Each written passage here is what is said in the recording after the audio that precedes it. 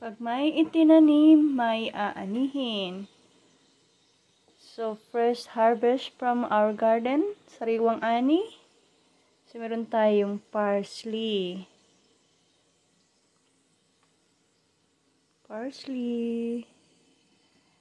And tomatoes. Ang dami-daming tomato. There you go. Lagyan natin dyan.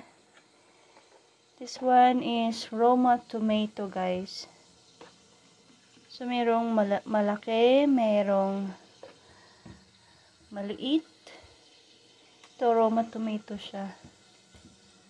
Ito maliliit ay cherry tomato. Cherry tomatoes.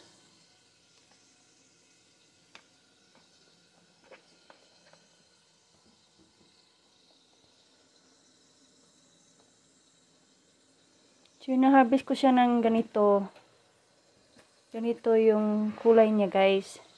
Kasi pag over na siya sa red, yung pula, nag-start siyang mag-crack. So, ayan, na-harvest ko siya pag ganyan yung kulay niya.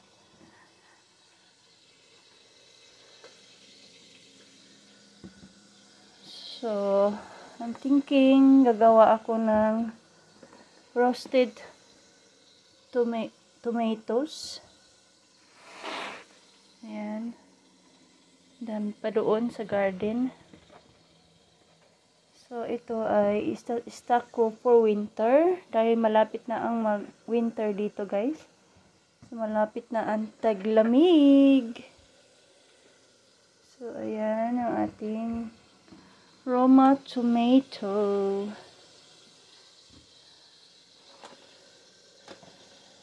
There's cherry tomatoes. Masarap yung cherry tomato, guys. Ano, itong variety na to, Sweet Millionaires yata ang pangalan. So, I have squash. Ayan. It's kabocha. Kabocha, yung malagkit na kalabasa.